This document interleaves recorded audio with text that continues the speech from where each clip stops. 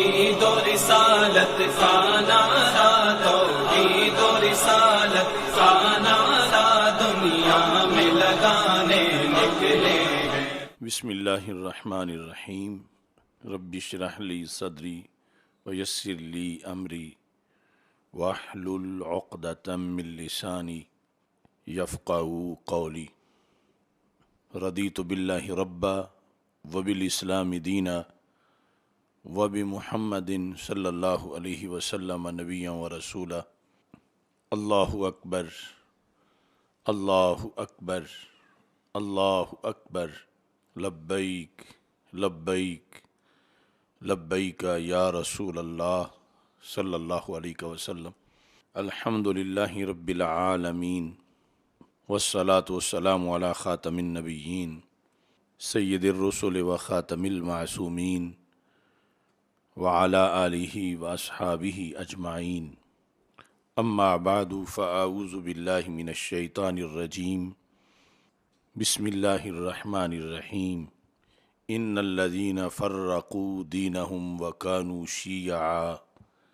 لست منہم فی شیء۔ صدق اللہ العظیم وصدق رسولہ النبی الکریم الامین۔ ان اللہ وملائکتہ یصلون علی النبی یا ایہا الذین آمنوا صلوا علیہ وسلموا تسلیما۔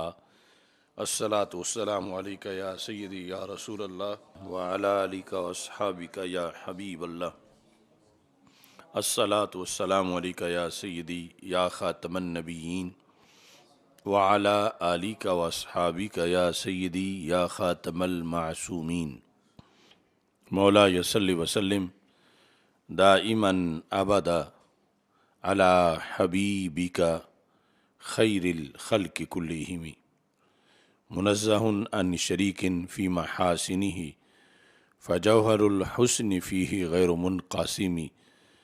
محمد تاج رسل اللہ قاطبۃ، محمد صادق الاقوال والکلم، محمد ذکرہ روح لانفسنا، محمد شکرہ فرد علی الامم۔ ربی صلی وسلم دائما ابدا علی حبیبک خیر الخلق کلہم۔ خدایا بحق بنی فاطمہ کہ بر قول ایماں کنی خاتمہ، اگر دعوتم رد کنی ور قبول، منو دستو دامان آل رسول صلی اللہ علیہ وسلم۔ اللہ تبارک و تعالی جل جلالہ وعم نوالہ واتم برہانہ وعظم شانہ وجل ذکرہ وعز اسمہ کی حمد و ثنا، اور حضور سرور کائنات مفخر موجودات زینت بزم کائنات دستگیر جہاں غم گسار زماں سید سروراں حامی بے کساں قائد المرسلین خاتم النبیین احمد مجتبیٰ جناب محمد مصطفیٰ صلی اللہ علیہ وآلہ وصحابہ وبارک وسلم کے دربار گوہر بار میں ہدیہ درود و سلام عرض کرنے کے بعد السلام علیکم ورحمۃ اللہ وبرکاتہ۔ رب ذوالجلال کے فضل سے، توفیق سے، اس کے بے پایاں کرم سے، رسول پاک صلی اللہ علیہ وسلم کی نگاہ عنایت سے 29ویں سالانہ فہم دین کورس کا سلسلہ آب و تاب سے جاری ہے۔ مرکز صراط مستقیم تاج باغ لاہور کے سیدنا شاہ جلال ریسرچ سینٹر سے مسلسل یہ پروگرام ہو رہے ہیں۔ آج کا پروگرام اس کا موضوع ہے سوداگران رفض کے مختلف روپ۔ میری دعا ہے خالق کائنات جل جلالہ امت مسلمہ کو ہر فتنے سے محفوظ رکھے، اور اہل سنت و جماعت کو قرآن و سنت کے حقائق کی روشنی میں رب ذوالجلال مزید آگے بڑھنے کی توفیق عطا فرمائے۔ قرآن مجید برہان رشید کی سورہ انعام کی آیت نمبر 159 میں نے آپ کے سامنے پڑھی۔ ان الذین فرقوا دینہم वकानु शिया, वो जिन्होंने अपने दीन में जुदा जुदा राहें निकाली और कई ग्रोह हो गए। वकानु शिया, ये लुग़वी माना है उसका। रवाफिज़ ये कहते हैं कि हमारा ज़िक्र कुरान में है और यही आयत वो पढ़ते हैं, लेकिन इसमें आगे साथ ये है लस्ता मिनहुम फ़ी शै। रब्बे ज़ुल जलाल रसूल पाक सल्लल्लाहु अलैहि वसल्लम से ये फरमाता है लस्ता मिनहुम फ़ी शै, ए मेरे महबूब सल्लल्लाहु अलैहि वसल्लम,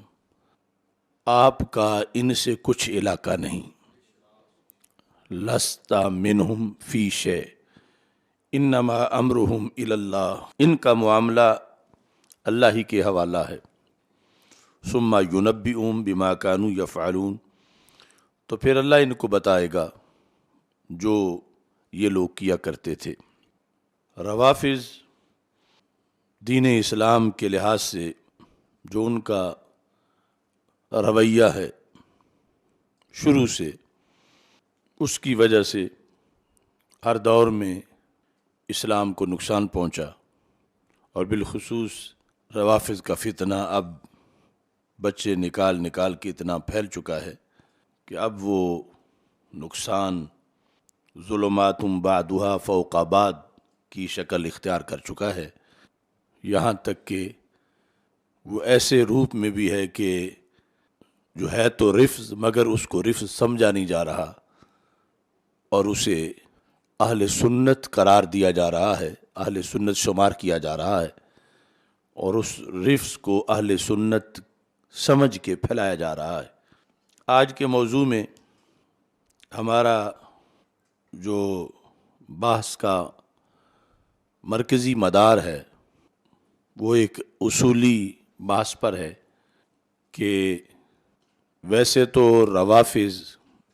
कुरान मजीद को कुरान तस्लीम ही नहीं करते, और इस पर सैकड़ों हवाला जात उनकी किताबों से मौजूद हैं कि वो अभी किसी और कुरान के मुंतज़िर हैं, और इस कुरान को माज़अल्लाह बदला हुआ, मुहर्रफ, तब्दील शुदा कुरान कहते हैं, जबकि इसके एक हर्फ का इनकार भी कुफ्र है, और वो सारे का इनकार बड़े धड़ल्ले से करते हैं।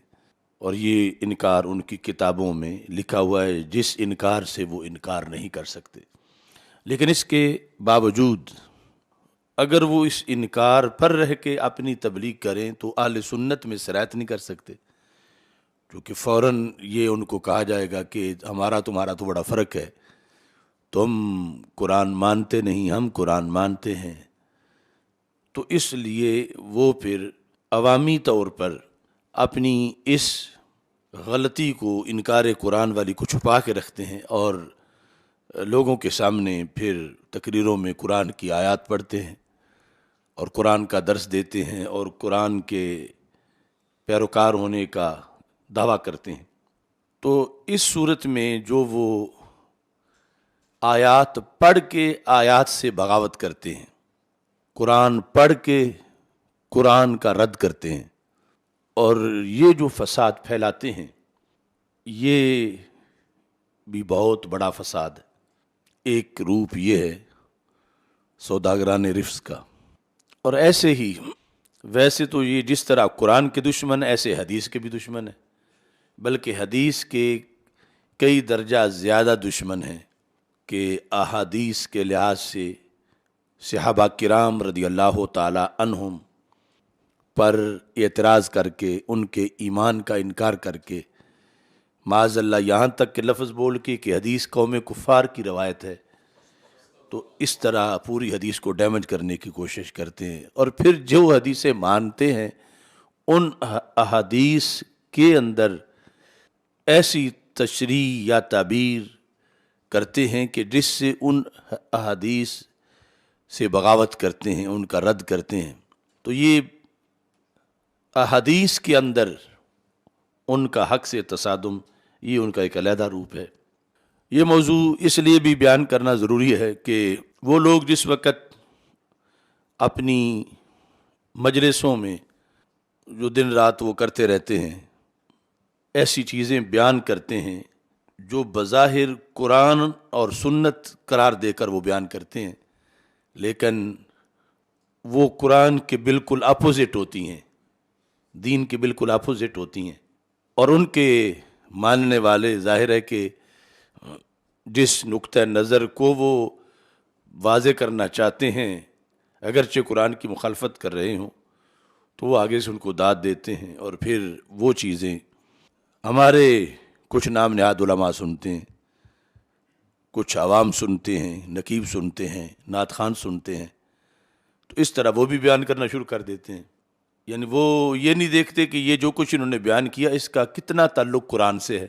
کتنا ایمان سے ہے، کتنا دین سے ہے، کتنا حدیث سے ہے۔ ہمارے والے صرف یہ دیکھتے ہیں کہ اس پہ انہیں داد کتنی ملی ہے، اور اس داد کا کلمہ پڑھ کر وہ اہل سنت سے بھی داد لینا چاہتے ہیں اور داد کے ضمن میں برباد کر دیتے ہیں۔ تو اس بنیاد پر یہ اصولی بحث پیش کی جا رہی ہے تاکہ جو لوگ یہ کاروبار کر رہے ہیں وہ باز آ جائیں اور وہ فکر کریں اپنے ایمان کی، اور وہ جو دین کے ساتھ دشمنی کر رہے ہیں، جس کو بظاہر حب اہل بیت رضی اللہ تعالیٰ عنہ کا نام رکھا ہوا ہے،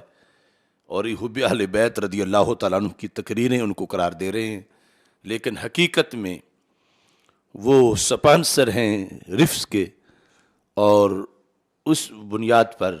آگے پورے دین کا نقصان ہو رہا ہے۔ اب میں چند آیات آپ کے سامنے پڑھتا ہوں، اور اس کے بعد جو روافض کی بڑی اصولی کتابیں ہیں اس سے ان کا مطلب بتاتا ہوں، اور پھر آپ کو اندازہ ہوگا کہ کتنی گہری سازش اسلام کے خلاف ان لوگوں کے ذریعے سے ہو رہی ہے، اور وہ تو کر ہی رہے ہیں، پھر ان کے زیر سایہ یہ جو آگے تفضیلی گروپ ہے نام نہاد اہل سنت، یہ جو کچھ کر رہے ہیں دین کے ساتھ، یہ کتنا بڑا دھوکہ ہے۔ سیدنا آدم علیہ السلام کا تذکرہ قرآن مجید میں بار بار آیا ہے۔ سورہ بقرہ کے اندر آیت نمبر 35، وَلَا تَقْرَبَا هَٰذِهِ الشَّجَرَةَ فَتَكُونَا مِنَ الظَّالِمِينَ، اور اس کے بعد پھر 37 نمبر آیت میں فَتَلَقَّىٰ آدَمُ مِن رَبِّهِ كَلِمَاتٍ فَتَابَ عَلَيْهِ۔ اس سے پہلے قرآن مجید برہان رشید کی اسی مقام پر اور دیگر تفصیلاً حالات ان کے موجود ہیں، اور یہ کہ ایک دانہ کھانے کی بنیاد پر اللہ کے حکم پر وہ جنت سے دنیا میں تشریف لائے، جس کی حکمتیں تھیں، اور رب ذوالجلال نے ان پہ رجوع برحمت کیا۔ اب اس سارے پس منظر کو رفظ میں کیسے بیان کیا جاتا ہے کہ ان کے جنت سے دنیا میں آنے کا سبب کیا بنا، یہ تفصیل کے ساتھ ان کی تفسیروں میں موجود ہے۔ مثلا تفسیر عیاشی کے اندر، یہ شیعوں کی تفسیر ہے، جلد نمبر 1 میں صفحہ نمبر 41 پر ہے۔ یہ عام لوگوں کے لحاظ سے بھی دعوت فکر ہے کہ یہ ہم ان پر کوئی بہتان نہیں باندھ رہے، بلکہ جو انہوں نے ظلم کیا ہے اس کا پردہ چاک کر رہے ہیں، جو ہم پہ فرض ہے کہ لوگوں کو اس سلسلے میں آگاہ کریں۔ لکھا ہے کہ یعنی یہ انہوں نے اپنی طرف سے گھڑ گھڑ کے ساری اس کو حدیث قرار دے کے لکھا ہوتا ہے۔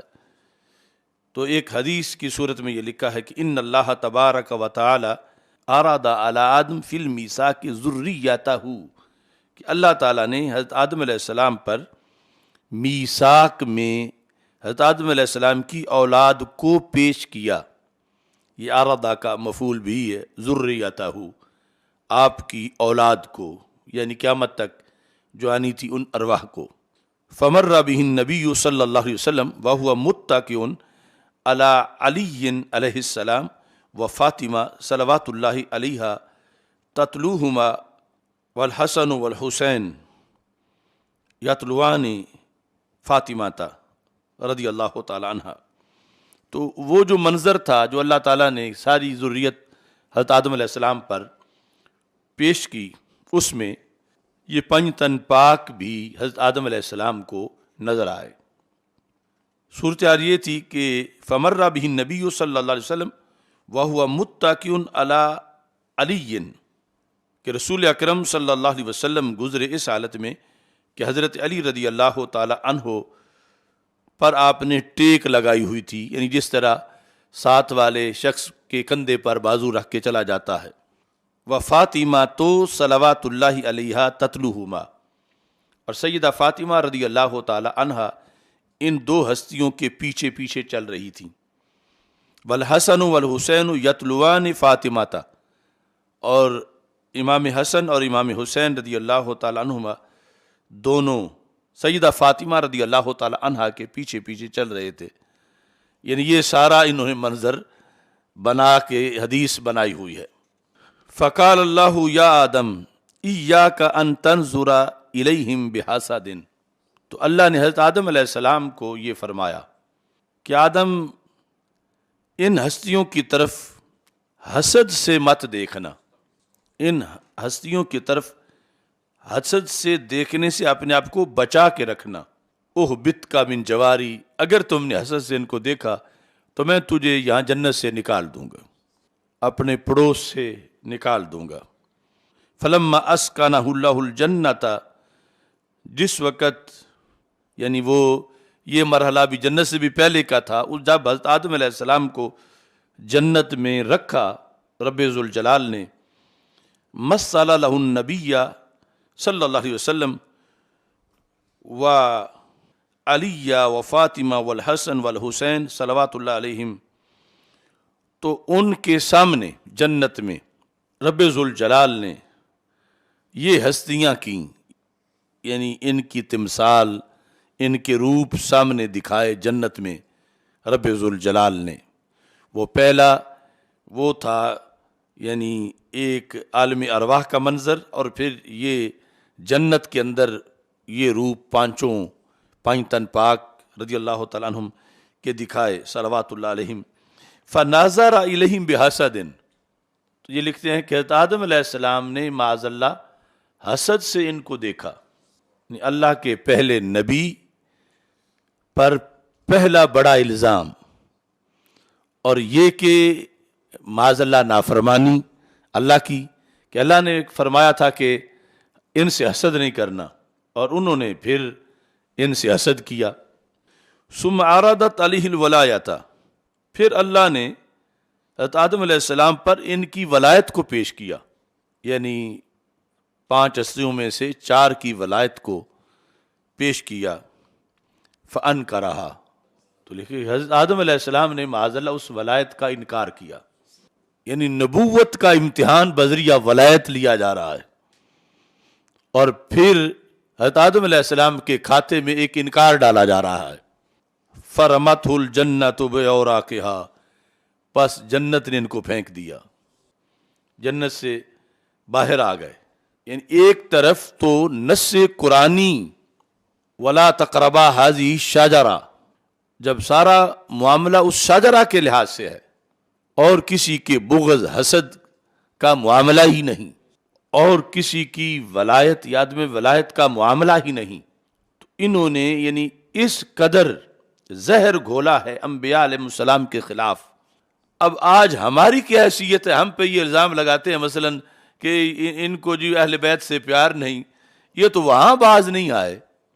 یعنی حضرت آدم علیہ السلام پر الزام لگا دیا کہ انہیں اہل بیت سے نفرت تھی، معاذ اللہ اہل بیت کا انہوں نے انکار کیا، اہل بیت کی ولایت کا انکار کیا، اور اہل بیت سے حسد کیا۔ تو ان سے بچ کون سکتا ہے کہ کوئی شخص یہ چاہے کہ ہم پہ یہ الزام نہ لگائیں؟ یہ ہمارے کچھ سادہ پیران طریقت کے لیے بدعوت ہے کہ جو اپنے مریدوں میں یہ ایوارڈ ان روافظ کے ذریعے سے لینا چاہتے ہیں کہ وہ مان جائیں کہ وہ پیر صاحب بڑے محب اہل بیت ہیں، تو یہ حضرت آدم علیہ السلام کے وفادار نہیں ہوئے، پیر صاحب کے کیسے ہوں؟ یعنی حضرت آدم علیہ الصلاۃ والسلام ان کے بارے میں ان کا الزام ہے کہ انہیں بغض تھا اہل بیت رضی اللہ تعالیٰ عنہ سے، تنگ نظر تھے بڑے، اور ولایت علی انہوں نے نہیں مانی، اور اس کا انہوں نے انکار کیا، اور اس کی بنیاد پر ان کو جنت سے نکال دیا گیا۔ یعنی ایک نبی کو ایک ولی کی بنیاد پر انہیں بطور سزا معاذ اللہ جنت سے نکال دیا گیا، اور یہ سب گھڑ کے اتنا ان کو شرح صدر حاصل ہے بات گھڑنے میں، یعنی ان کے بڑوں کو اب آگے پھر نیچے تو اس بدی کا فیض ہے وہ کتنا زیادہ ہوگا کہ اوپر یعنی آیات کے اندر، قرآن کے اندر یہ بات نہیں آ رہے، یعنی حدیث کی تشریح میں یا آگے ائمہ کے اقوال میں وہ تو دور کی بات ہے، قرآن میں جو نص قطعی ہے وَلَا تَقْرَبَا هَذِهِ الشَّجَرَةَ، اس شاجرہ کے سارے معاملے کو سائیڈ پہ کر کے یہ کہتے ہیں اصل مسئلہ ہی سارا اہل بیت کا تھا وہاں پہ کہ حضرت آدم علیہ السلام جنت سے نکلے اہل بیت اطہار رضی اللہ تعالیٰ عنہم کے بغض کی وجہ سے ہے معاذ اللہ، یعنی کہاں اوپر جا کے انہوں نے حملہ کیا ہوا ہے اور کہاں سے یہ کرتے آ رہے ہیں، اور مسلسل آج تک وہ حملہ جو ہے وہ باقی ہے۔ پھر آگے یہ لکھا ہے فَلَمَّا تَابَ إِلَى اللَّهِ مِنْ حَسَدِهِ، جب حضرت آدم علیہ السلام نے اللہ سے توبہ کی حضرت مولا علی رضی اللہ تعالیٰ عنہ کے حسد سے، فَلَمَّا تَابَ إِلَى اللَّهِ مِنْ حَسَدِهِ وَأَقَرَّ بِالْوِلَایَةِ، اور مولا علی کی ولایت کو مان گئے، وَدَعَا بِحَقِّ الْخَمْسَةِ محمد وعلی وفاطمہ والحسن والحسین علیہم السلام غفر اللہ لہ، اور جب پھر پنج تن پاک کے ذریعے سے انہوں نے دعا مانگی تو پھر اللہ تبارک و تعالیٰ نے ان کو بخشا۔ وَذَلِكَ قَوْلُهُ تَعَالَى فَتَلَقَّى آدَمُ مِن رَبِّهِ کلمات، کہتے ہیں یہ ہے وہ آیت کی تفسیر، فَتَلَقَّى آدَمُ مِن رَبِّهِ کلمات، آدم علیہ السلام نے اللہ تعالیٰ سے کلمات پائے، حالانکہ وہ کلمات رسول پاک صلی اللہ علیہ وسلم کے وسیلے سے انہوں نے دعا مانگی، اور انہوں نے پیچھے سے جو ساری ایک صورتحال گھڑی اور پھر کتنی اس کے اندر گستاخیاں ہیں مقام نبوت کی، اور یہاں ہی یعنی غیر نبی کو نبی سے بڑھانا، اور یہ ساری صورتحال اس کو وہ ایک قرآن کی آیت قرار دے رہے ہیں، یعنی ایک تو اس آیت کے اندر وَلَا تَقْرَبَا هَذِهِ الشَّجَرَةَ اس کے لحاظ سے، اور دوسرا جو ہے فَتَلَقَّى آدَمُ مِن رَبِّهِ کلمات اس کے لحاظ سے، یعنی یہ اتنی بڑی ان کی واردات ہے۔ قرآن مجید برہان رشید کے اندر جو مانتے ہیں تو اس مقصد کے لیے مانتے ہیں، اتنا مانتے ہیں اور اس انداز میں مانتے ہیں، اور ویسے ان کے نزدیک معاذ اللہ سارا بدلا ہوا ہے، جس میں اتنی موٹی کتابیں انہوں نے لکھی ہیں، فصل الخطاب فی تحریف کلام رب الارباب اس طرح کی، جس میں یہ انہوں نے دلائل دیے ہوئے ہیں کہ سارا قرآن معاذ اللہ بدلا ہوا ہے، جو لفظ بچے ہوئے ہیں ان لفظوں کے آگے معنی انہوں نے اتنے بدلے ہوئے ہیں، ان کو اصل میں تو بدلا نہیں، وہ پورا ہے، یہ اس کو ادھورا بنا کے پھر جو آیات ہے اس کے اندر بھی اس طرح کا یہ دھندا کرتے ہیں۔ اب یہ ایسا نہیں ہے کہ ان کا کوئی آج کسی مرکز بھنگ کا کوئی دھواں زدہ ذاکر اس نے یہ باتیں کی ہوں، یہ ان کے مذہب کے امام ہیں، یعنی جن کو وہ مجتہد مانتے ہیں، جن کو اپنے مذہب کا فقیہ اور ستون سب کچھ مانتے ہیں، اور صدیوں سے یہ کتابیں ان کی چھپ رہی ہیں اور یہ موجود ہے۔ یہ ہے یعنی اصل ان کی صورتحال، جس پر لیبل کیا لگایا ہوا ہے، محبت اہل بیت رضی اللہ تعالیٰ عنہ۔ اب یہ سارا انہوں نے جو دھندا کیا، قرآن کی خلاف ورزی کی، اللہ کے پیغمبر علیہ السلام پر کئی الزام لگائے، ان کی توہین کی، غیر نبی کو نبی سے افضل قرار دیا، اس سب سے ثابت کیا کرنا چاہتے ہیں کہ ہم محب اہل بیت ہیں۔ تو محبت اہل بیت رضی اللہ تعالی عنہم جنت کی ٹکٹ ہے، لیکن وہ جو شریعت میں ہے، جو حدود کے اندر ہے، اور جو محبت اہل بیت جس کو یہ اپنی طرف سے قرار دیں، جو قرآن سے ٹکرائے، ایمان سے ٹکرائے، دین سے ٹکرائے، تو وہ ہرگز وہ محبت اہل بیت نہیں ہے، بلکہ وہ دین متین پر حملہ ہے، اور دین متین سے بہت بڑی بغاوت۔ اب یہ بات صرف ایک جگہ نہیں، ان کی کئی کتابوں میں ان کے جو بڑے بڑے ستون ہیں، مثلا ان میں ملا باقر مجلسی ہے ان کا، جو حیات القلوب کے اندر جلد نمبر 1 میں اس نے اسی چیز کو بیان کیا ہے، صفحہ نمبر 50 ہے، لکھتا ہے کہ کہتا ہے کہ یعنی یہ سارا ذکر کر کے درخت کا، پھل کھانے کا، اس میں یہ صورت اختیار کرتا ہے کہ پھل کھانے کی وجہ کیا بنی، وہ حسد اہل بیت تھا، تو حسد اہل بیت کی وجہ سے پھر اس طرف وہ گئے، اور پھر یہ آگے معاملہ سارا چلا۔ اس میں یہ لکھا ہے کہ وہ مسلط شد بر حوا تا نظر کرد بسوئے فاطمہ علیہ السلام بدیدہ حسد، کہ حضرت حوا رضی اللہ تعالی عنہا نے سیدہ فاطمہ رضی اللہ تعالی عنہا کی طرف حسد کی نگاہ سے دیکھا، یعنی ان کے مفروضے دیکھو اور ان کا جہان تحقیق۔ کہتے ہیں تا خرد از آن درخت، چنانچہ آدم خرد و خدا اشارہ از بہشت بیرون کرد و از جوار خود بزمین فرستاد۔ تو یہاں بھی ان کے یعنی جنت سے دنیا میں آنے کا جو سبب بیان کیا، وہ دانا کھانے سے بھی پہلے وہ کیا تھا کہ نظر کرد بسوئے فاطمہ علیہ السلام بدیدہ حسد، حسد کی نگاہ سے دیکھا تو یہ سبب بنا۔ تو اس طرح یعنی انہوں نے قرآن مجید کے الفاظ کے اندر ایک تو ویسے انکار کیا، پھر اس طرح کی تعریفیں کر کے یعنی ایک غلط اپنی طرف سے گھڑ کے ایک فکر جو ہے بتائیے۔ اب جس وقت کوئی شخص یہ چیزیں سنے گا شروع سے تو وہ کیسے نبیوں کا ادب کرے گا؟ اس کے نزدیک غیر نبی کو نبی سے افضل قرار دینے کی بات کفر کیسے ہوگی؟ وہ تو شروع سے ہی یہی چاٹتا کھاتا آئے گا کہ اصل معاملہ سارا یہ ہے، نبیوں کی تو کوئی حیثیت نہیں ہے معاذ اللہ، اور انہی کی وجہ سے حضرت آدم علیہ السلام جنت سے نکلے اور یہی سارا معاملہ ہے۔ تو یہ یعنی ایک شروع سے لے کر انہوں نے دین متین پر ایک آری چلائی ہوئی ہے، اور جس کے نتیجے میں ابھی تک جو ہے وہ بڑے بڑے درخت کٹتے ہوئے ہمیں نظر آ رہے ہیں۔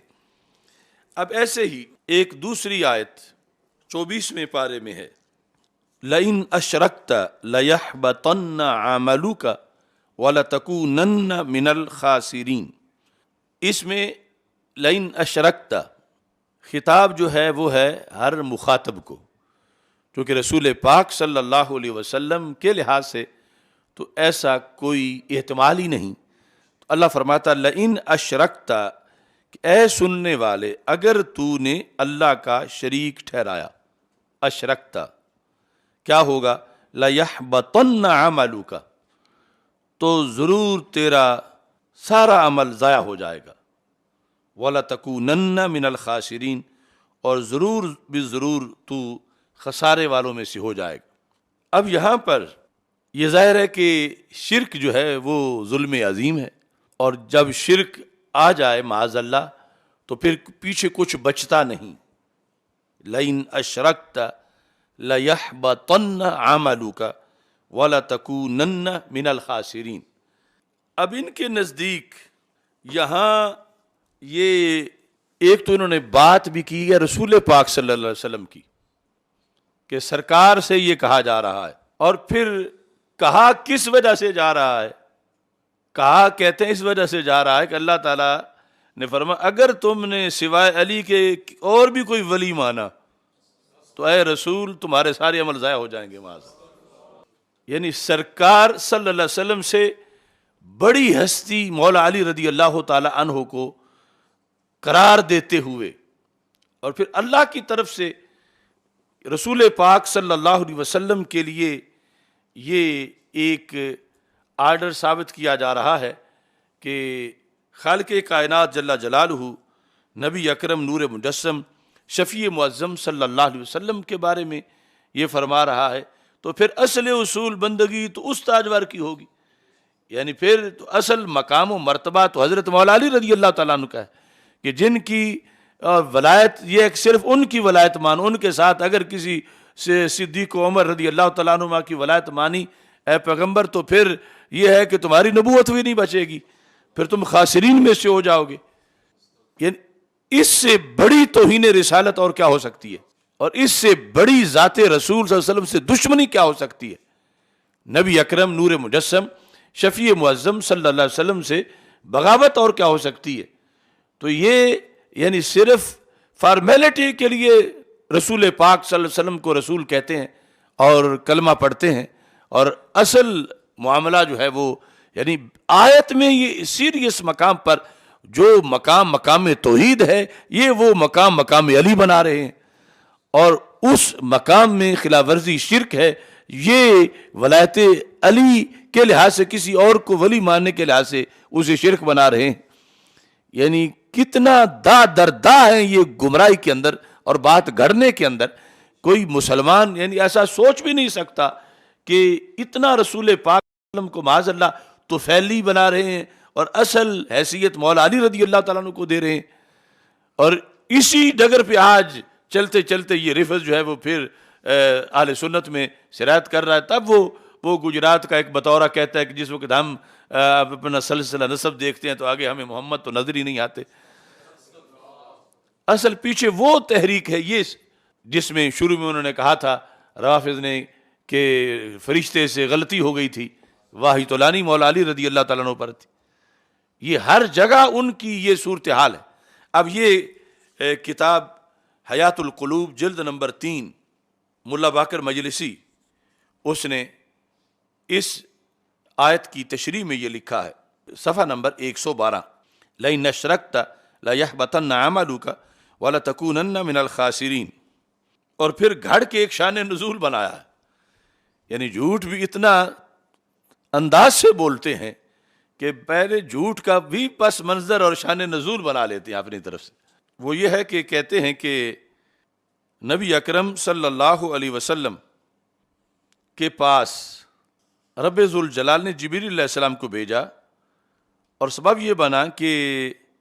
معاذ بن جبل رضی اللہ تعالی عنہ نے رسول پاک صلی اللہ علیہ وسلم سے یہ کہا کہ شریک کن در ولایت علی دیگراں را تا مردم میل کنن بقول تو. اب ان باتوں کو بیان کرنے میں بھی پھر آگے خطرہ ہے کسی کے دل میں یہ باتیں ہی نہ بیٹھ جائیں جو ان کے گھڑے ہوئے شان نزول ہے. کہ کہا کہ اللہ کے رسول صلی اللہ علیہ وسلم آپ کا کلمہ زیادہ لوگ تب پڑھیں گے جب آپ یہ ولایت میں صرف مولا علی کو نہ رکھیں اور بھی ولایت میں لوگ شامل کریں. اور آپ نے صرف مولا علی کو ولایت میں رکھا ہوا ہے. یہ تجویز دی حضرت معاذ بن جبل رضی اللہ تعالی عنہ نے کہ اور بھی ولی ہونے چاہیے آپ کے، اوروں کی بھی ولایت ہونی چاہیے. تو یہ لکھتا ہے کہ اس پر جبریل علیہ السلام کو اللہ تعالیٰ نے بھیج دیا. کیا کہہ کر؟ یہ لفظ آپ سنیں. رسول پاک صلی اللہ علیہ وسلم کے پاس جبریل آئے کہ اللہ فرما رہا ہے اگر با علی دیگرے را شریک گردانی عملے تو حبت میشوات، کہ اگر تم مولا علی رضی اللہ تعالیٰ عنہ کے ساتھ کسی اور کو شریک کرو گے ولایت میں تو تمہارا عمل ضائع ہو جائے گا. نقل کفر نہ باشد. اگر با علی دیگرے را شریک گردانی عمل تو حبت میشود و نمی تواند بود کہ خدا پیغمبر را بسو اہل عالم بفرستد و او شفیع گناہگاراں باشد و ترسد کہ او شریک با خدا قرار دہد. یعنی اللہ کے ساتھ شریک ٹھہرانے کی بھی وہ یہی صورت بنا رہے ہیں کہ اگر اللہ کا حکم ہے کہ مولا علی کے ساتھ کوئی شریک نہ ٹھہراؤ ولایت میں، تو اگر تم نے مولا علی کے ساتھ کوئی اور بھی ولی بنا لیا تو یہ گویا کہ تم نے اللہ کے ساتھ شریک ٹھہرا لیا معاذ. اور یہاں تک یہ لفظ لکھ دیے پس مراداں کے شریک گردانی در ولایت علی مردان دیگر را لئن اشرکتا، کہ اگر تم نے شرک کیا تو اس کا کیا معنی ہے؟ پس مراداں کے شریک گردانی در ولایت علی علیہ السلام مردان دیگر را، کہ اگر دوسرے لوگوں کو تم ولایت علی میں شریک ٹھہراؤ گے تو تمہارے تو عمل ضائع ہو جائیں گے، نبوت چلی جائے گی، سب کچھ خسارہ آ جائے گا. تو یہ ہے یعنی ان لوگوں کی اصل سوچ. یعنی اصل یہ صورتحال کے جو ایک سمجھی جاتی ہے کہ یہ صرف حضرت صدیق اکبر، حضرت فاروق اعظم، حضرت عثمان غنی رضی اللہ تعالیٰ عنہم ان پر مولا علی کو مقدم کرنا چاہتے ہیں، یہ بات اس سے بھی آگے کی ہے. یعنی صرف ان پر مقدم نہیں کرنا چاہتے، صرف ان کو ڈیمیج نہیں کرنا چاہتے، یہ تو خود ذات رسول صلی اللہ علیہ وسلم پر حملہ کرنا چاہتے ہیں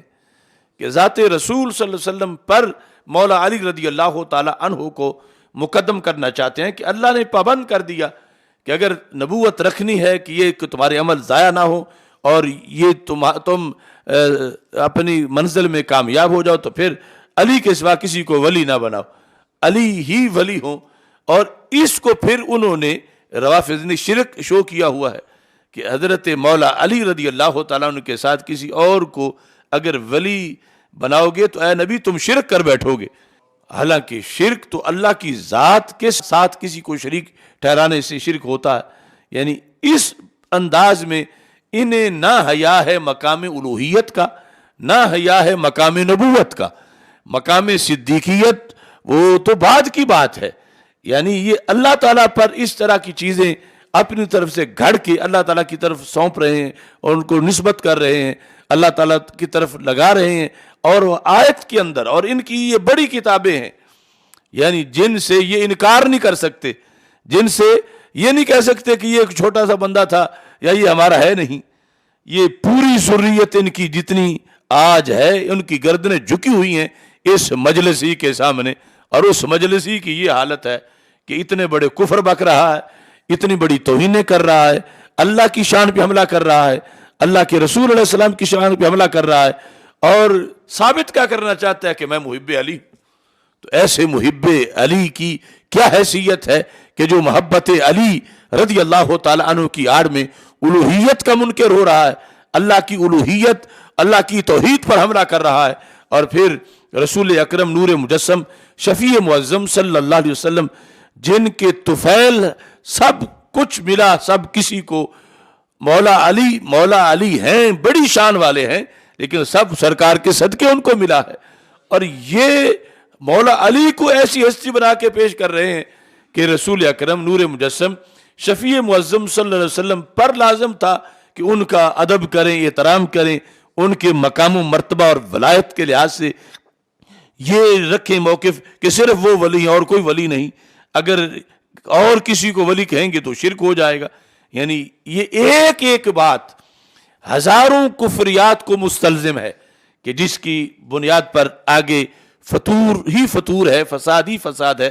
یہ ہے ان لوگوں کا اصل پس منظر، اور ایسی باتیں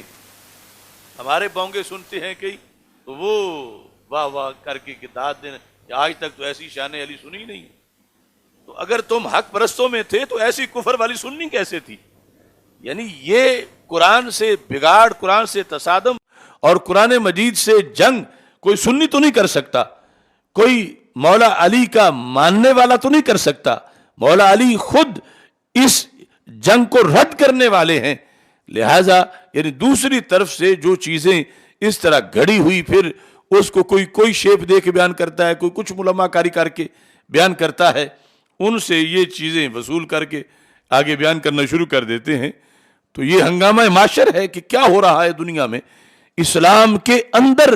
اب اتنا بڑا حملہ کیا یہودی کر سکے گا، نصرانی کر سکے گا؟ وہ کریں گے تو امت کھڑی ہو جائے گی کہ یہ یہودی ہے، یہ نصرانی ہے، اور یہ اپنے آپ کو مسلم شو کر کے اور قرآن پڑھ کے قرآن کے اندر سے رسول پاک صلی اللہ علیہ وسلم کو ڈی گریڈ کر رہے ہیں، جن کے وہ رسول صلی اللہ علیہ وسلم جن کے رتبے کا کوئی رسولوں میں بھی نہیں، اور سارے رسولوں کے وہ قائد اور سردار ہیں۔ یہ اس عظیم ہستی کو مولا علی رضی اللہ تعالیٰ عنہ کے طفیلی بنا رہے ہیں، اور مولا علی رضی اللہ تعالیٰ عنہ کے تابع کر رہے ہیں، اور مولا علی رضی اللہ تعالیٰ عنہ کی ولایت کے آداب و احترام ان پہ لازم کر رہے ہیں، اور ایک چیز گھڑ کے اس کو آیت قرار دے رہے ہیں، اور اس کو پھر آگے شرک قرار دے کے شرک کا جو وبال ہے اس کو بیان کر رہے ہیں۔ تو یہ صورتحال یعنی ایک تو وہ ہے جو وہ اپنی طرف سے گھڑ گھڑ کے نہ سر ہے نہ پیر ہے، آواز آئی اور یہ ہوا اور وہ ہوا، وہ بیان کرتے رہتے ہیں۔ جب کسی آیت کا نام لیں یا حدیث کا تو اس کی بھی یہ صورتحال ہے کہ وہ آیت کے لفظ تو یہی پڑھتے ہیں لیکن آگے کر کیا رہے ہیں آیت کے ساتھ اور اس سے مراد کیا لیتے ہیں، یہ ان سوداگروں کے مختلف روپ ہیں۔ ایسے ہی آیات کے لحاظ سے قرآن مجید برہان رشید میں رب ذوالجلال کا فرمان ہے سورہ یونس میں، وَلِكُلِّ أُمَّةٍ الرَّسُولُ فَإِذَا جَاءَ رَسُولُهُمْ قُضِيَ بَيْنَهُمْ بِالْقِسْطِ وَهُمْ لَا يُظْلَمُونَ۔ وَلِكُلِّ أُمَّةٍ الرَّسُولُ، ہر امت کا ایک رسول ہوا ماضی میں، والے کل امت الرسول کا یہ مطلب نہیں ہے کہ اب 14ویں صدی میں کوئی کہے کہ زمین پر کئی امتیں ہیں اور ہر امت کا ایک رسول ہے، کیونکہ عقیدہ ختم نبوت برحق ہے اور قطعی ہے، اور ہمارے آقا صلی اللہ علیہ وسلم آخری نبی ہیں۔ اور میں یہ کئی سالوں سے کہہ رہا ہوں کہ یہ جو فرقہ ہے یہ منکر ختم نبوت ہے، اور اس کے سینکڑوں دلائل ہیں۔ اب اس آیت سے یہ استدلال کرتے ہیں کہ ہر زمانے میں زمین پر ایک علیحدہ رسول ہوتا ہے جو اہل بیت میں سے ہوتا ہے، اہل بیت کے اماموں سے یا دیگر سے۔ یعنی یہ لوگوں کو سمجھانے کی ضرورت ہے۔ ایک ہے وہ ملعون قادیانی، اسلام کے دشمن اور بہت بڑا فتنہ، انہوں نے تو صرف ایک مانا رسول پاک صلی اللہ علیہ وسلم کے بعد، اور وہ ایک ماننا بھی کوئی چھوٹا جرم نہیں، بہت بڑا جرم ہے، لیکن یہ تو کئی مان رہے ہیں، اور مان بھی پھر اپنی طرف سے بذریعہ آیت رہے ہیں، آیت کے اندر سے یہ نکال رہے ہیں اپنے طور پر، اپنے جھوٹے سورسز سے۔ ہمارے ہاں کچھ لوگ بڑے ختم نبوت کے علمبردار اور چیمپئن بنتے ہیں، تو وہ مرزا ملعون دجال وہ تو ایک دشمن ہے، اور یہ جو اتنے زیادہ دشمن، کیا ان سے ووٹ لینے کے لیے ان کو نظر انداز کر دیا جائے گا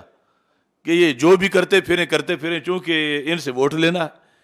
یا یہ ہے کہ وہ انٹرنیشنل سطح پر قادیانیوں کے خلاف بولنا تو آسان ہے، اور ان کے خلاف بولیں گے تو محلے میں اور گلی میں بولنا مشکل ہو جائے گا؟ تو پھر تو یہ ہوگا کہ یہ چوائس پر دین رکھا ہوا ہے کہ کہاں بولنا آسان ہے، کہاں بولنا مشکل ہے۔ اصل یہ ہے کہ جو بھی اسلام کو ڈیمیج کر رہا ہے اس کے خلاف بولو، اور دنیا کو بتاؤ کہ یہ کتنے ظالم ہیں، اور ان کو یہ کہو کہ ہم تو تمہارے خیر خواہ ہیں، کہ آج لے ان کی پناہ، آج مدد مانگ ان سے، کل نہ مانیں گے قیامت کو اگر مان گیا کہ تم نے ہر زمانے میں ہر صدی میں زمین پر رسول مان کے کیا لینا ہے؟ تم سیدنا محمد الرسول اللہ صلی اللہ علیہ وسلم کی ختم نبوت کو مانو۔ یہ ہے اہل بیت سے پیار، یہ ہے دین سے پیار، یہ ہے صحابہ سے پیار، یہ ہے قرآن سے پیار، کہ سرکار دو عالم نور مجسم شفیع معظم صلی اللہ علیہ وسلم کی ختم نبوت پر مکمل طور پر یقین رکھا جائے، اعتماد کیا جائے، اور جہاں معمولی سا بھی کوئی بنے ایسا دوسرا پہلو اس کو کنڈیم کیا جائے۔ اور یہاں تو صرف معمولی پہلو نہیں، انہوں نے تو منہ بھر کے کہا ہوا ہے، ایک جگہ نہیں کئی حوالے ہیں کہ زمین پر ہر زمانے میں علیحدہ علیحدہ صدیوں میں آج بھی علیحدہ علیحدہ رسول ہوتے ہیں، اور پھر یہ ظلم کہ اسے اس آیت سے ثابت بنا رہے ہیں۔ آیت سورہ یونس کی، وَلِكُلِّ أُمَّةٍ رسول، ہر امت کے لیے رسول ہے۔ فَإِذَا جَاءَ رَسُولُهُمْ، جب ان کا رسول آیا۔ اب یہ کن ذہن کو بھی پتا ہے کہ جہاں ماضی کا سیگا ہے، اور جب قرآن 14 صدیاں پہلے ہوتا اس سے پہلے کا کوئی ماضی ہے، یہ 14ویں صدی نہیں کہ 13ویں صدی کا کوئی ماضی ہے۔ یہ کلام تو اس وقت اترا جو رسول پاک صلی اللہ علیہ وسلم نے پڑھ کے سنایا۔ تو ان لوگوں نے اب یہاں سے ختم نبوت کے خلاف سازش کی اور چور دروازہ بنایا، صرف یہ سند لینے کے لیے کہ ہم محب اہل بیت ہیں، لہذا ہم نے اہل بیت میں نبی مانے ہوئے ہیں، یعنی ہمارے جیسا کون اہل بیت کو مان سکتا ہے؟ تو واقعی ان جیسا کوئی نہیں مان سکتا، جس نے جنت میں جانا ہے وہ ان جیسا نہیں مان سکتا۔ اور میں یہ جو بھٹکے ہوئے پیر ہیں، صحیح پیر نہیں، بھٹکے ہوئے پیروں کو اور بھٹکے ہوئے مولویوں کو کہتا ہوں کہ ان جیسی حب اہل بیت کے لیے تم تگو کر رہے ہو۔ ان کی حب اہل بیت تو یہ ہے کہ ان کی حب اہل بیت میں لازم ہے کہ ہر صدی میں اہل بیت کے افراد میں سے کسی کو نبی مانو۔ تو کیا یہ پورا کر لو گے تم ان کے پیچھے چل کے کہ جو ان کا منصوبہ ہے حب اہل بیت کا، وہ تو جہنم ہی جہنم ہے۔ اب یہ دیکھو، یہ بھی تفسیر عیاشی ہے، کہیں بدماشی نہ آ جائے، یہ تفسیر عیاشی ہے، ان کی ایک دوسری بدماشی بھی ہے۔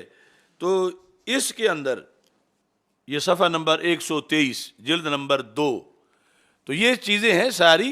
گلی محلے میں جہاں بھی کسی فورم پر ان کا آئینہ دکھانے کے لیے۔ اور اس میں اس لیے ہم نے اتنی محنت سے یہ اصل ان کے ماخذ خریدے بھی ہیں، ڈھونڈے بھی ہیں، پڑھے بھی ہیں، تاکہ یہ نہ ہو کہ یہ کیونکہ تم نے اپنے مذہب میں لکھی ہوئی ہیں، ہماری تو یہ ہے ہی نہیں. یہ ان کی کتابوں سے اس لیے پیش کر رہے ہیں کہ اب یہ تفسیر عیاشی جو ہے اس کی جلد نمبر 2، اس میں وَلِكُلِّ أُمَّةٍ الرَّسُولِ اس کی تفسیر باقاعدہ لکھ کے کہتا ہے تفسیرها بالباطن ان لكل قرن من هذه الامه رسولا، نقل کفر نباشد، ان لكل قرن ہر قرن کے لیے، قرن کا ایک معنی تو 25 سال ہوتا ہے، ایک معنی صدی ہوتا ہے، یا تو 25 سال پر یا ہر صدی میں کیا ہے، من هذه الامه رسولا، اس امت میں ایک رسول ہوتا ہے،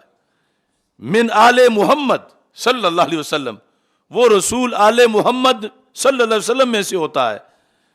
اور یخرج الی القرن الذی هو الیہم رسول وهم الاولیاء وهم الرسل. تو یہ حوالہ ہے. اب کوئی انکار کر کے دکھائے اور یہ ختم نبوت کا انکار نہیں تو پھر کیا ہے؟ اور یہ وہ قادیانیوں نے تو ایک مانا اور یہ تو ہر صدی میں مان رہے ہیں. 14 صدیوں اگر قرن کا مانا صدی کریں تو پھر 14 تو انہوں نے مانے، اور اگر 25 سال کریں تو پھر 4 کے ساتھ ضرب دینی پڑے گی. اتنے مان کے اتنا ہاضمہ تیز ہے ان کا، اور ختم نبوت کے پہرے دار ان کے ساتھ جفیاں لگا کے بیٹھے اور یہ کہیں کہ ہم ختم نبوت کے پہرے، تو یہ پھر پاگل ہیں کہ ختم نبوت کے پہرے دار ہیں کہ جن کو پتہ ہی نہیں کہ ختم نبوت کے ڈاکو کون کون ہے. پہلے یہ تو اپنے اندر ادراک پیدا کر لیں کہ ختم نبوت کا ڈاکو کون کون ہے. ادھر تحذیر الناس والا ڈاکو ہے اور اس کے لیے بھی یہ کہتے ہیں کہ جو ختم نبوت کا بات کرے بس ہم اس کے خادم ہیں، ہم اس کے بھائی ہیں. یہ پتہ ہی نہیں کہ ختم نبوت پہ حملہ کس نے کیا تحذیر الناس کی شکل میں، اور ادھر یہ ختم نبوت پہ کتنا بڑا حملہ ہے. اور یہ تو حد ہی اتنا سخت بیان ختم نبوت کے خلاف، اور وہ پھر ظلم کی آیت سے اس کو ثابت کر رہے ہیں کہ اس آیت کی یہ باطنی تفسیر ہے. اس آیت کی تفسیر سے کہ ہر زمانے میں، ہر صدی میں اہل بیت اطہار رضی اللہ تعالی عنہم میں سے جو ہے وہ ایک رسول ہوتا ہے زمانے والوں کے لیے. یعنی اس سے یہ نہیں کہ کوئی قادیانیت کے بارے میں نفرت میں کمی آئے، وہ پہلے سے بھی کئی گنا زیادہ ہونی چاہیے، لیکن یہ کیا ہو رہا ہے. اور پھر وہ چھپے ہوئے ہیں، یہ جھنڈے لگا کے بیٹھے ہیں، اور صورتحال ان کی یہ ہے.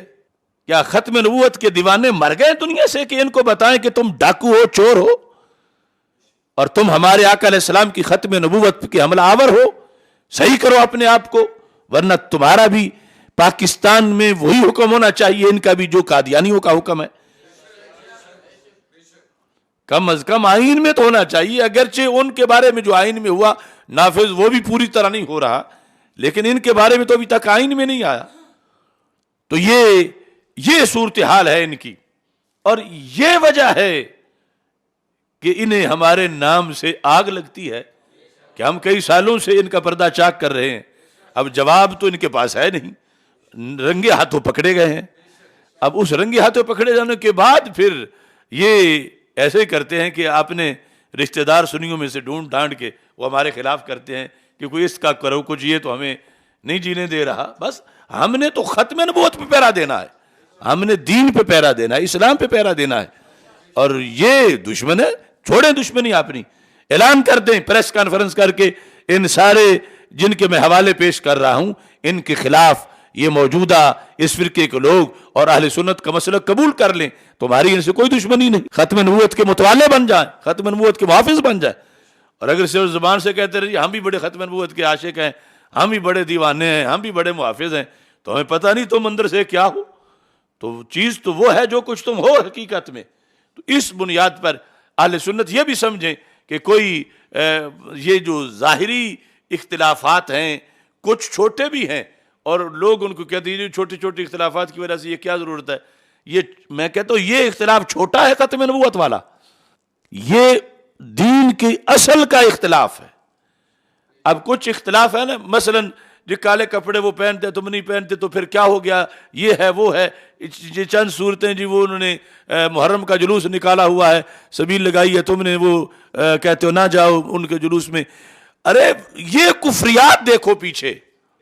آگے وہ تو چیزیں وہ کرتے ہیں کہ جس طرح چور کو ہوتا ہے کہ کس طرح مجھ کو حاجی سمجھا جائے، حاجی ثناء اللہ مجھے سمجھا جائے، اس کے لیے وہ کئی کام کرتا رہتا ہے کہ میری چوری نہ پکڑی جائے. تو اصل یہ معاملہ ہے جس کو دیکھنا چاہیے، اور یہ اصل حوالہ جات ہم پیش کر رہے ہیں اس موضوع کے اندر، اور یہ تفسیر تھی. اب اس کے ساتھ مزید جو صورتحال ہے وہ اسی ختم نبوت کے لحاظ سے تھوڑی سی بات میں آگے بیان کر دیتا ہوں، چونکہ انہوں نے اپنے گھر بیٹھ کے اپنے اب گھر ساری باتیں مانی ہوئی ہیں. یہ سستی ہماری ہے کہ ہم دکھا نہیں سکے لوگوں کو، یعنی ہم تو دکھا ہی رہے ہیں، ہم ویسے دکھا نہیں سکے کہ اب بھی کتنے ہیں جو کہتے ہیں کہ ان موضوعات کی ضرورت کیا ہے. اب کتنے لوگ ہیں وہ کہتے ہیں یہ جلالی روز جو ہے وہ آگ لگا رہا ہے، یہ کر رہا ہے، وہ کر رہا ہے. اب ختم نبوت کا انکار ہو تو ہم سے تو ایسی بے غیرت فقیری نہیں ہوتی. زندہ یہ ختم نبوت کا انکار ہو اور ہم جو ہے وہ اس میں رہیں کہ مجھے انٹرنیشنل سطح پر جو ہے وہ پاپولر عالم دین جو ہے وہ تسلیم کر لیا گیا ہے، انٹرنیشنل سطح پر میرے خلاف کوئی بول نہیں رہا. مجھے یہ اعزاز حاصل ہے کہ ہر ضلع میں میرے خلاف اتنی FIR ہوئی ہے، اور ہر کوئی میرے خلاف، ہر کوئی یعنی ان فتنوں میں سے ہر کوئی ضرور میرے خلاف بولتا ہے. مجھے یہ شرف حاصل ہے کہ میں نے سب کا بیڑا دبایا ہوا ہے، اور کیونکہ یہ حقیقت ہے کہ حق بولنا ہے، حق بیان کرنا ہے تو اس کے رد عمل بھی آنا ہے. جس نے بولنا ہی نہیں، سامنے کنویں میں جو بھی گر رہے ہیں کہتے ہیں گرتے رہیں، میں نے صرف گڑھپی سننی ہے، وہ گرتے جائیں تو اس کے خلاف کس نے بولنا ہے. تو اللہ کا یہ فضل ہے کہ اس کی توفیق سے ان سارے فتنوں کا ہم جواب دے رہے ہیں. اب یہ عقیدہ ختم نبوت کی بنیاد پر جو بات ہوئی، اسی میں اب اگلا حصہ جو اس کا ہے وہ بہار الانوار جو ہے کتاب سابع، یہ بھی مجلسی کی ہے. اس میں جو میں نے کہا نا کہ یہ اندر سے جو کچھ ہیں وہ ہم باہر لے آئے وہ باطنی تفسیر کی وجہ سے. اب پھر ہم نے ان کی تلاشی لی تاکہ پورا صفایا ان کا کیا جائے. تو اس تلاشی میں مزید کچھ شواہد پائے گئے کہ یہ جان بوجھ کے ختم نبوت کے سازشی بنے ہوئے ہیں، انہیں پتہ بھی ہے کہ ہم سازش کر رہے ہیں. اب یہاں پر یہ لکھتا ہے، بیان ہے استنباط الفرق بین النبی والامام، نبی اور امام کے درمیان فرق کیا ہوتا ہے. خلاصہ نکالتا یہ ہے کہ کوئی نہیں ہوتا، یعنی امام نبی ہوتا ہے عملاً. یہ جو ائمہ اہل بیت جن کو یہ جس طرح مانتے ہیں، ہم ان کو بزرگ ہستیاں مانتے ہیں، ہم ان کی کرامتیں مانتے ہیں، ہم ان کے فضائل مانتے ہیں، ہم ان کو مطہر مانتے ہیں.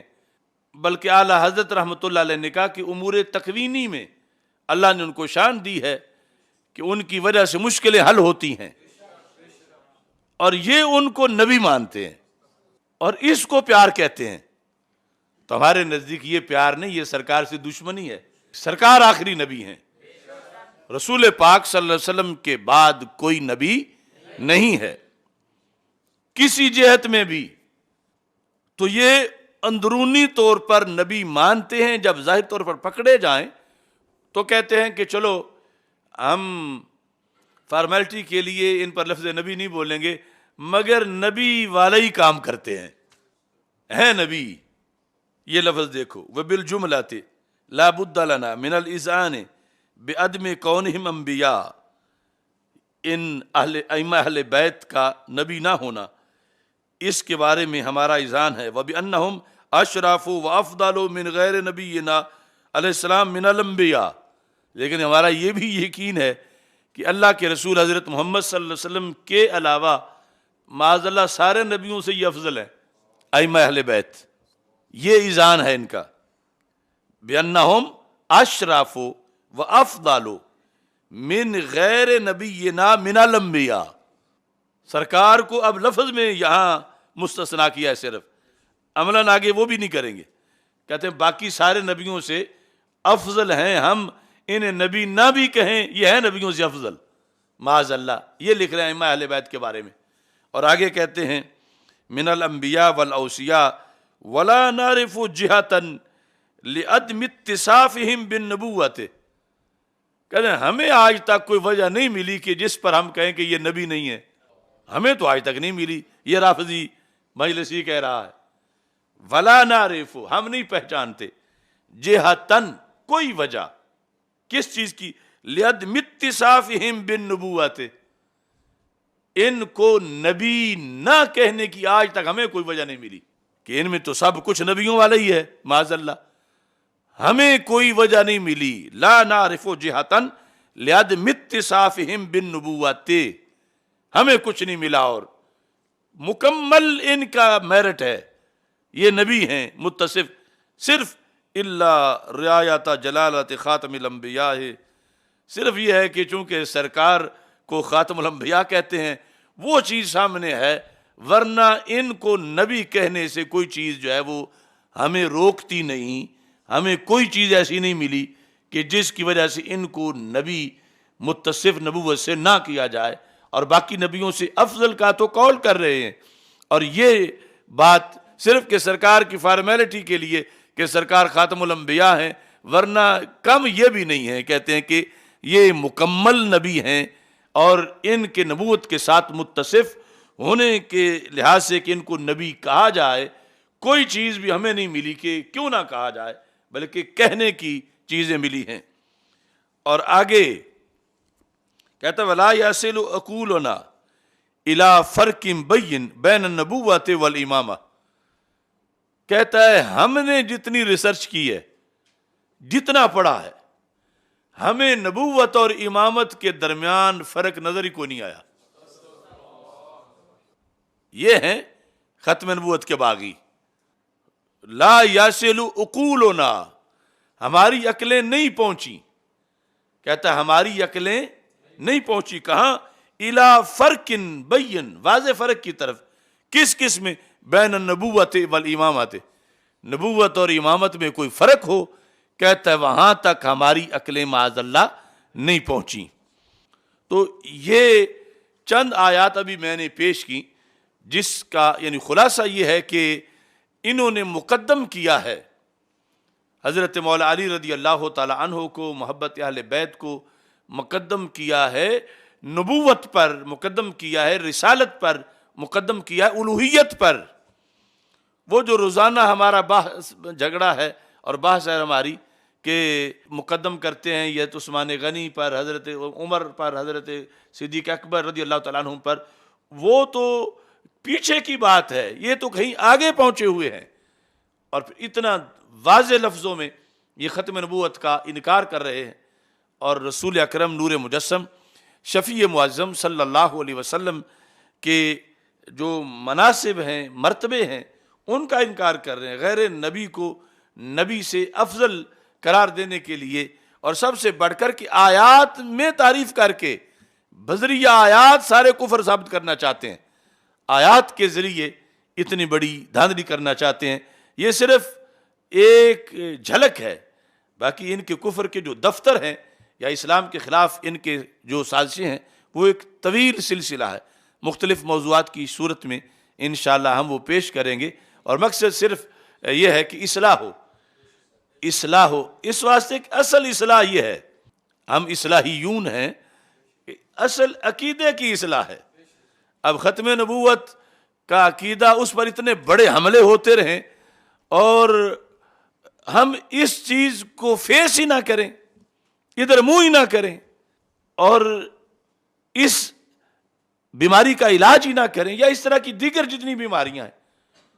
इस वास्ते ये इस्लाही तकरीरें मुआशरे में हर तरफ राइज होनी चाहिए। अल्लाह ताला हम सब का हामी व नासिर हो। वाखिरु दावाया अनिल हम्दुलिल्लाहि रब्बिल आलमीन।